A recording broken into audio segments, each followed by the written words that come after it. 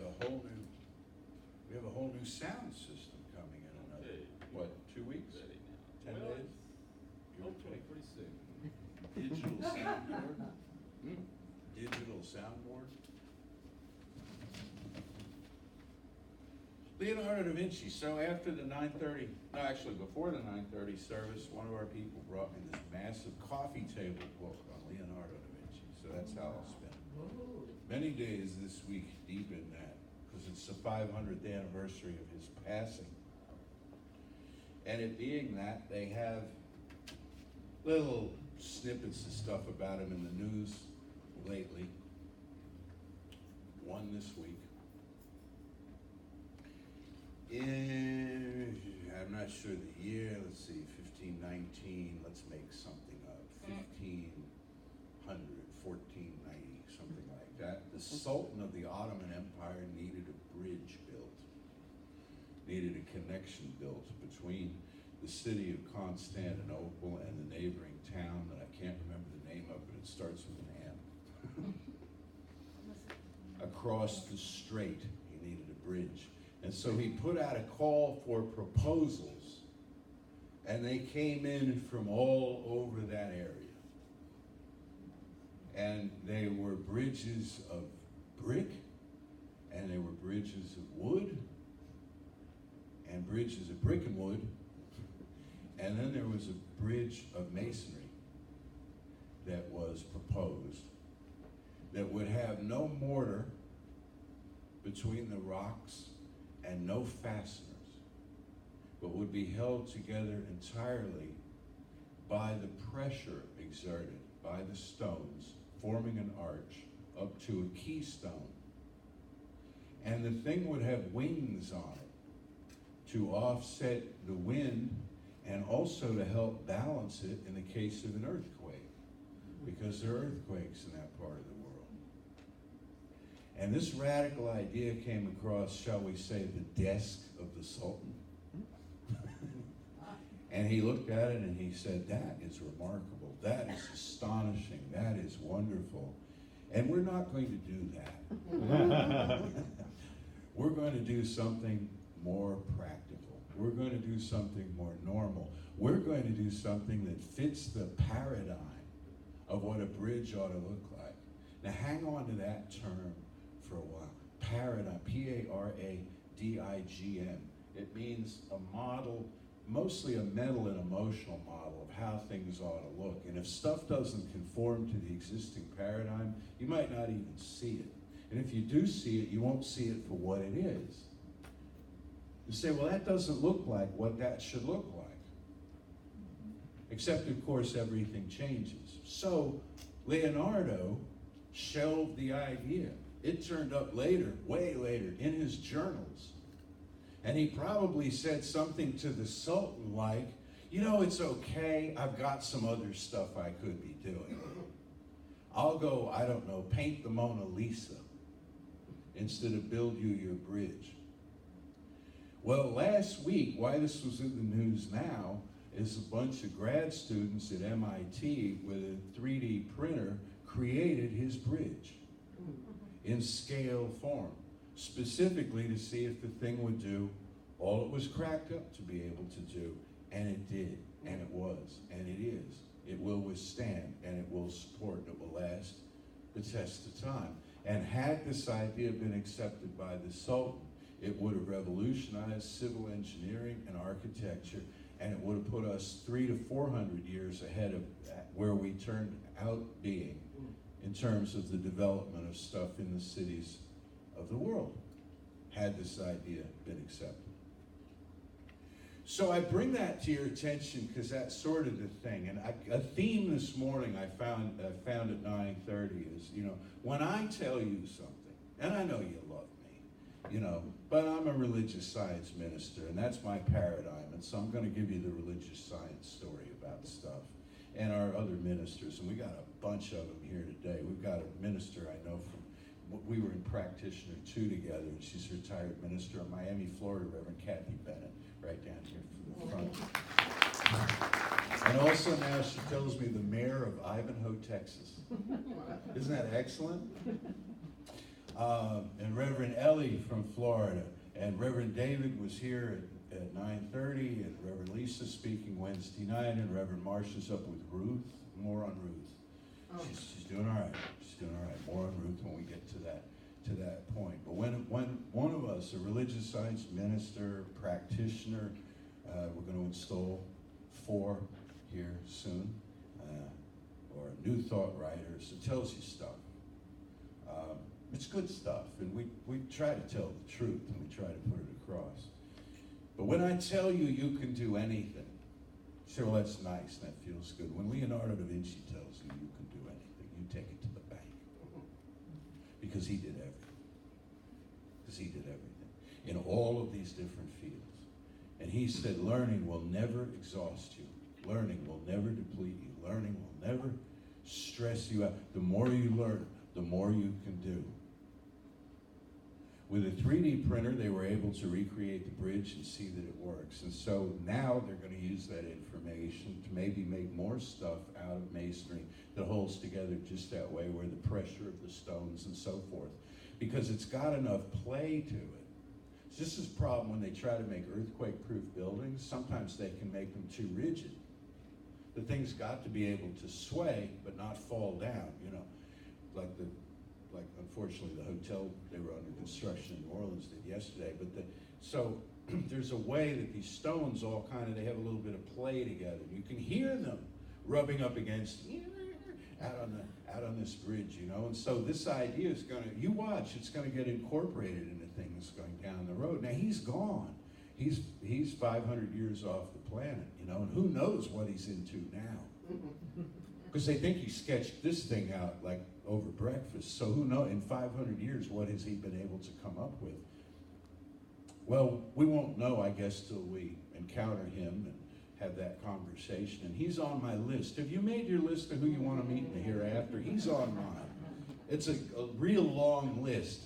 And it's very arrogant of me to presume these people are going to have time. Just because they're on my list, I may not be on theirs. You know what I'm saying? It's like I'm busy this week. But that idea, going somewhere, we don't know where it's going to lead. Where's your next idea going? And you may not get credit for it today, and it may not be approved today. The proposal may not be funded today, this idea that you have, but it's going somewhere. We were talking about this the other night in one of the events here about, so I've been in this a long time. A lot of us have been in this. We're a center, many of us, of old timers. We've been in this a while. Well, we got 1,000 years of religious science in here. You pull all of us together. And still we treat, and still the world's a mess, in many respects. And we say, so what is this not working? Is this not working? Or is it working invisibly? Is it working intangibly in many ways? Where it's going to erupt in joy and beauty and wonder at some future point when we may or may not be in corporeal form to perceive it, but it's still working and it's still happening. And if you're of my generation, you look back and you think how far we've come and how it was, and we joke about this and how we scratched out stuff on index cards back in the day and all, and now instant communications to every point everywhere, and where is that going? And history seems to be speeding up, and you just don't know. But when Leonardo tells you that there are no limits to human genius, take it on faith, and then take it to the streets. Because every time, I think, in his journals, he mentions intelligence and wisdom and genius and all of this stuff. He says, echoing Ernest Holmes, or actually Holmes would echo him, he says, it doesn't matter if you don't use it, if you don't apply it. All the intelligence in the world doesn't matter if you don't apply it. All the faith in the world doesn't matter. Whatever it is you stockpiled, it's got to be put into use in the world, and somehow. And so we meet the case with it, and we face conditions with it. Like Holmes says in the textbook, we look a fact in the face and see the truth behind it. What is the truth? We believe it to be there's one life, and that life is our source, and that life is all the life there is. You have the mind, as Holmes put, that made a star. The mind that made a star, the mind that moves all things is the same mind you use every time you think. And I love that expression. You know that. I bring it up all the time. Because it doesn't say, it's not worded in the passive voice. The mind that made this is also the mind that made you. Well, that's great, but then the mind is still like up here someplace. But instead, the mind that made everything is the mind you use right now, the mind that you're using. Not just, as I said in the meditation, in the sacred moments, but also in the profane moments, the throwaway comments in this, as well as when we gather ourselves together and say, I'm going to speak my word. I'm going to speak my word in faith. I'm going to use the logos of John, and speak my word in faith, believing, and move things. So this bridge connects, and there are wonderful metaphor bridges are for connection, because all things are connected to everything else. All powers, all knowings, all capacities, they all connect up. He had a list of 7 things, Leonardo did, 7 intelligences: the logical and mathematical intelligence, the verbal and linguistic intelligence, the spatial and mechanical, the musical, the bodily or kinesthetic, the interpersonal or social, and the intrapersonal and self-aware. We in this place principally deal with the intrapersonal and self-aware, but we really do touch on all the others. We have the mechanical, we have the mathematical, and the mathematics of the thing, that's also the music. Because music is all about, I had this great math teacher in high school who taught me this. Music is all about intervals between numbers.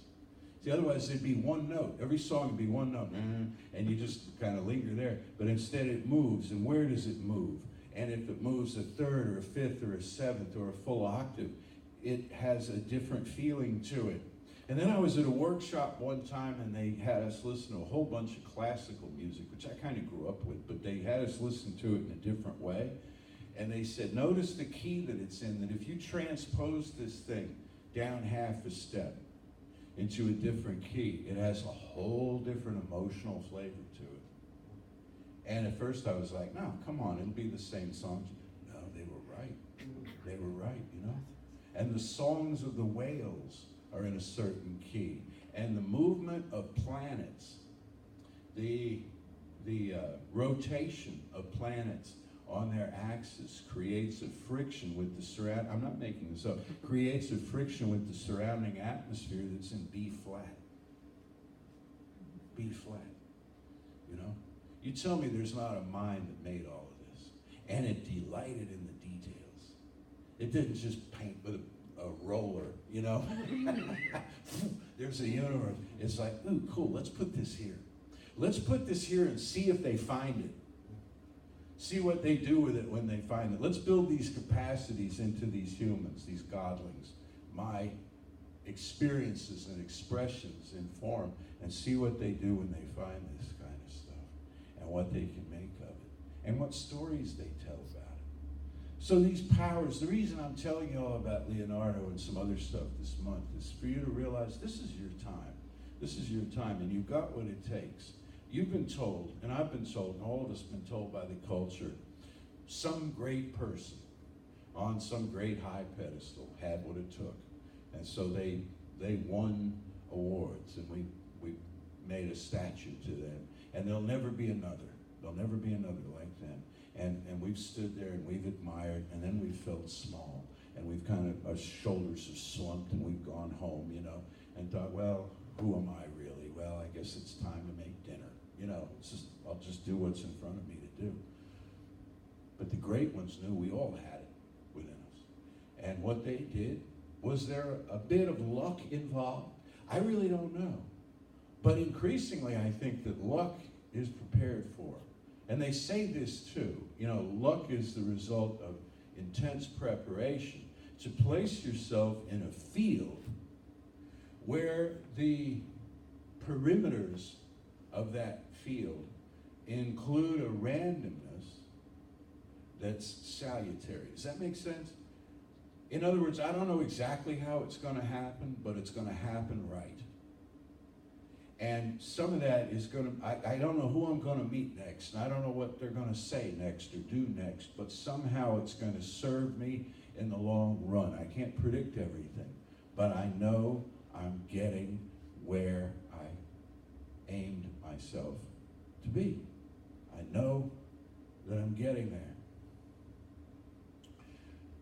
Mindfulness is the common currency word for this. To be mindful in the moment, that right now, not 10 minutes from now or after the next class or anything, but right now I have within me whatever it takes, and I will pay attention to my reality. I will notice right now the signature of the divine. I bring up mindfulness because it's worth bringing up, and I also bring it up because I wanted to mention to you some sports stories. You like sports? We got to mix some sports in here. Leonardo, we don't know if Leonardo played sports. He may have had, bocce ball in Italy back in the day?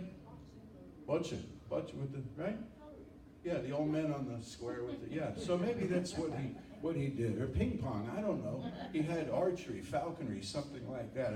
I ran into a kid the other night I haven't seen in some years, and he's taken up falconry.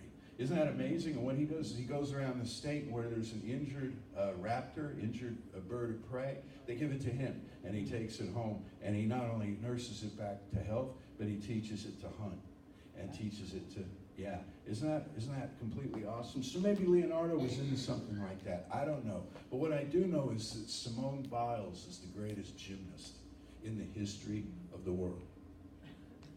That's not a subjective, I love her, she's from here, you know, that kind of thing. I'm talking about the numbers of medals won.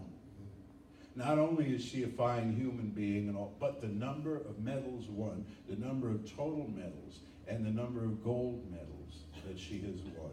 Most recently, at the latest World Gymnastics Championships, which were probably her last, because in 2 years she's going to compete again at the Tokyo Olympics, and she would like to go out there, have that be the conclusion of her gymnastics career at the age of, are you ready for this, 24. Would you like to have retired at 24 with numerous world championships? Okay, well, she's won all of these championships. She won 2 gold medals last year with a kidney stone. Have you ever had a kidney stone?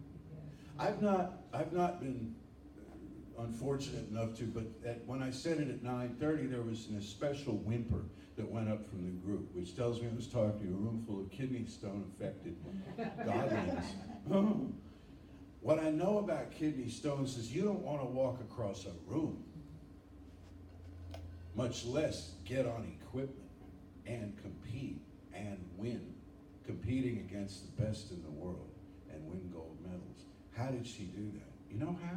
Because she's never competed a day in her life. She basically says as much. She doesn't compete. She performs. She does what she does. And then a group of people over here, they write stuff down and they confer, you know, and they post scores. But that's not what she's in it for. She's in it because she loves the sensation of her body flying through space. She loves the fact that she has built up her body to the point where she can leap and spring and dive and do all of these things, and she glories in it. And when they came to her most recently, and often do, the media, and they say, how do you feel about 25 golds and 37 medals altogether? And like she's keeping count.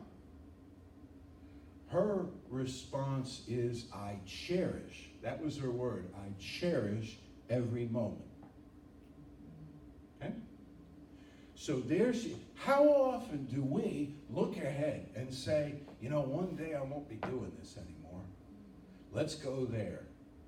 One day people won't be, or my parents won't be on the planet, we say to ourselves, or one day this will no longer be here. I wonder how long this has yet to go. And the older you get, the more you hear yourself saying this kind of stuff. Well, this could be the last time we do, you know? And that's not cherishing the moment. That's basically condemning the moment.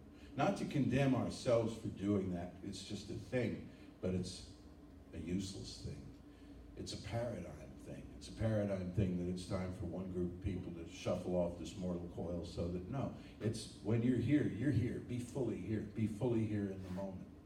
Be fully here in the moment and cherish the moment. So here's this very young woman who's in the moment, and yeah, is she dimly or perhaps clearly aware of the fact that one day soon she won't be doing this anymore? Yeah, but right now she is. Right now. You know, this is something our practitioners do. Folks will often go to a practitioner and they'll say, I'm really worried about stuff. Stuff could really go wrong here in my life. And the practitioner will ask and they'll say, well, how are you now? How are you today? Well, today I'm fine, but and then, well, how are you now? How about now? How about now? And you go into that. You go into that feeling and you watch what happens, because what you give your attention to expands. So when a veteran religious science or New Thought person tells you to live in the moment and be aware of the moment, that's good information. When Simone Biles tells you that, you want to sit up and take notice. When Eliud Kipchoge tells you words to the effect that in the evolution of the human species, when something is accomplished at one point, it becomes easier for it to be accomplished at all points. Or, speaking of morphic resonance, whoa, Rupert Sheldrake wrote about this. Rupert Sheldrake, the bioscientist, biochemist, everything, had this idea, writes about it, that every species of life on the planet has around it a field of consciousness. Okay? A noetic field, into which ideas are introduced and from which ideas are drawn down. And he maintained that if you educate someone, especially if in numbers, you educate a critical mass of the population in something that is good for the species, helps the species thrive, that information will be then instantly communicated to all the rest of the members of the species once critical mass is achieved. And critical mass is not arithmetic. In other words, it doesn't take 51% of the people to have this. Nobody knows exactly how many it takes. That's part of the fun of the thing. It's like the mitzvah, the good act that will sew up the breach in the cosmic fabric. Nobody knows which good act will do that. So it might be the next time I wave at somebody on the road. Or it might be rescuing people from a burning building. It could be some big heroic act or some small thing. We just don't know. But when enough committed individuals have this idea, and it's good, not just any old idea, but it's good for all of us, then instantly it's like that game where all the coins flip to the same side. And it's not that your choice is taken away at all, but your default value shifts. The basic inner paradigm of what it means to be a human shifts. So this is kind of out there, but this is, it's something we teach and we believe in the existence of consciousness. One of us achieves something that's good for all of us. Eliud Kipchoge is a runner from Kenya. The day before yesterday, Friday I believe it was, he ran a 26.2 mile marathon in under 2 hours. Oh my. He became the first human to do that. The first human to do that in recorded history. Were humans doing that thousands of years ago before you had stopwatches? No one knows. But since we've been recording it, no one has. And so he was met at the finish line with acclaim, and everybody, the world sports journalist thing, descended on him. And what did he have to say about that? He said, there are no limits on what a human can do. That's quote number one. There are no limits on what a human can do. Take that for just a moment. Be with that statement for just a moment. He didn't say, there are many limits on what a human can do, but I surpass them because I'm me. Because I'm special and this and that. No, he said there are no limits. And then he said,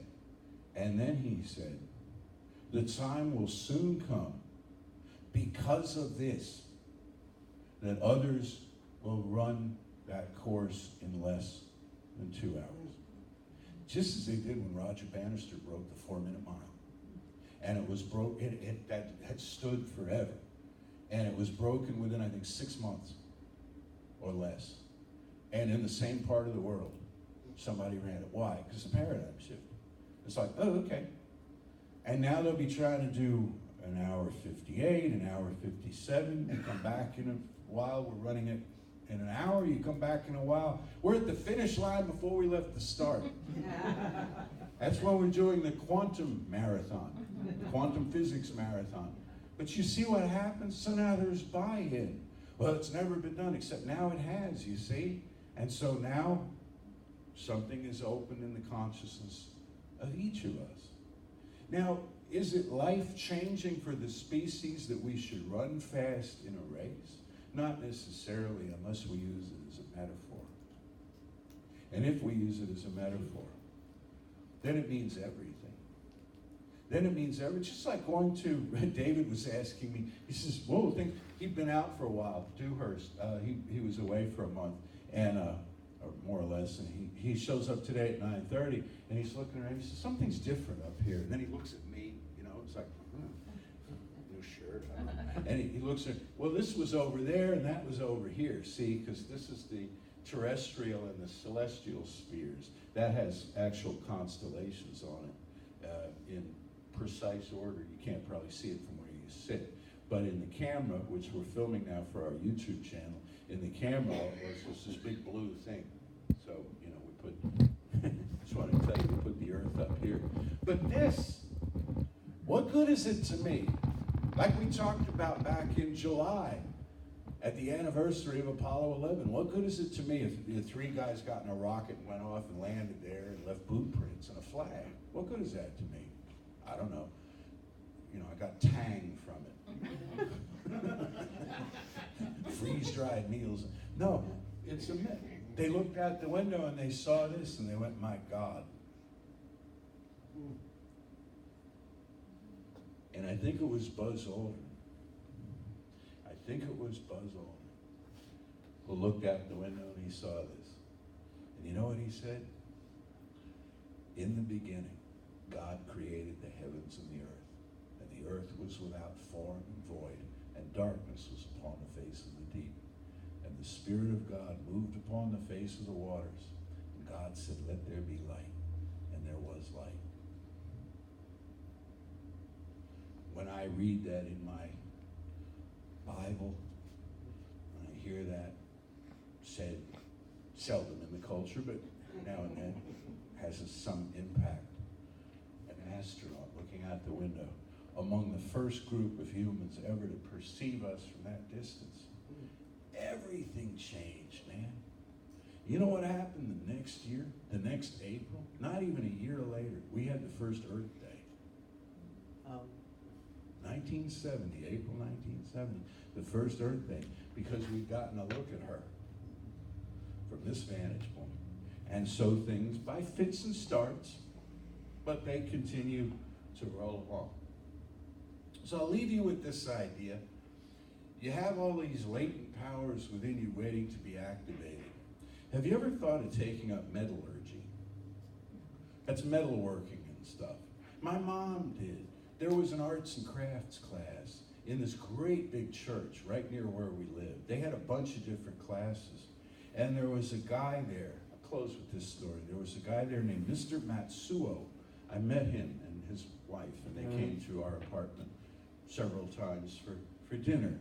And he was a Japanese-American individual, as you might guess from the name. And my mother went, he taught silversmithing. And my mother went and took silver classes from him. And she did some pretty cool stuff, and I have it still. But she took one of my grandmother's big serving spoons to class with her one night, and he taught her how to cut out little diamond shapes in the bowl of the spoon, where it was now a draining spoon kind of thing. And it was really, really pretty. And she had this big metal tackle box that she carried all of her soldering stuff and metal stuff in it. And it's like a woman in her, what was she at the time, in her 40s, professional academic woman. Why would she take up metalwork? Because something about it just really appealed to her. It also really appealed to her. You know why else she took it up? Because she had eczema. And there was something, she had been told by doctors, there was something about metal dust that was silver dust that is good for the relief of eczema. She had, it was really bad on her hands. She had to wear white gloves much of the time with ointment and stuff, you know. So it was good for her physically and it was good for her artistically, and she created. Now, did she go into business and become James Avery? No, but she, you know, worked in metal, worked in silver, and it was awesome. It was good for him too. Because you see, he'd been in an internment camp. He'd lost everything, he and his family, because they looked different, because they were suspect. And so in California, he was put in a camp, and he'd gotten out of the camp, and he was trying to put his life back together, doing what he could. I think he had been a medical doctor, and he came to the city, and he started doing this, and I don't know whatever else he was into, but I do know that she did everything she possibly could, and enrolled her friends in doing everything they possibly could to help him and to help his family. So it was that kind of win-win, you know? Well, have you ever thought of metallurgy? Have you ever thought of taking silver classes? You get enough together, we'll put one on here. We'll find somebody who does this sort of thing.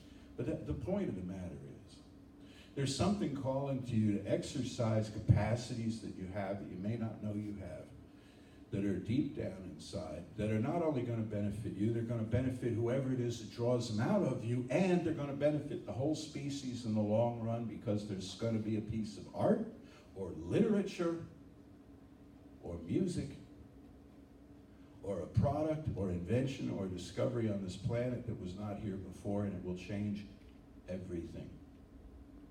And a child will see it. A child will come forward and see it and say, wow, that's really neat. And that child will think within their head, private, which is where we think. That child will think to themselves, which is where we think. That child will think, if I could do anything, it would be this. It would be this. And suddenly a whole new thing is launched. The way as Simone Biles saw gymnastic apparatus and thought, that would be fun. That would be great fun to leap over that and see how high I could get. So let's know together now, there is one life, one power, one presence. All the time, everywhere, but especially for my knowing, it is right here within me as me. I speak my word now, as the word was spoken that set all worlds to spinning. I speak my word into cosmic law. That I feel and know the presence of the sacred, the theophany, the presence of the deity, and all its energies, and all its wisdom, and all its goodness and kindness, right where I am. And that every capacity within me is activated and on full, in order to do that which I most long to do, and which I came to this planet and took on this form to do. And I know this is probably a combination of things and not one thing, and some of the aspects of this may be unknown to me and unfamiliar and even uncomfortable, but I'm all right with that. And I'm willing to have my fingers hurt a little when I try to play the guitar, and I'm willing to be frustrated and ball up the piece of paper when I try to write something that doesn't say what I had in my heart. I'm willing to hit the wall as runners do and keep running and keep writing and keep painting and keep singing and keep cooking along. Because my success is assured, especially when measured by personal satisfaction. I have come here to thrive in this life. And life has set itself up so that I might. It has surrounded me with amazing godlings who love and support me and want the best for me, as I do for them. And for all of this, for the harvesting, for the planting, for the time of maturing, and a time of deep stillness. I am so deeply grateful. Thank you, infinite presence of life, Mother, Father, God, that this is so, and so it is.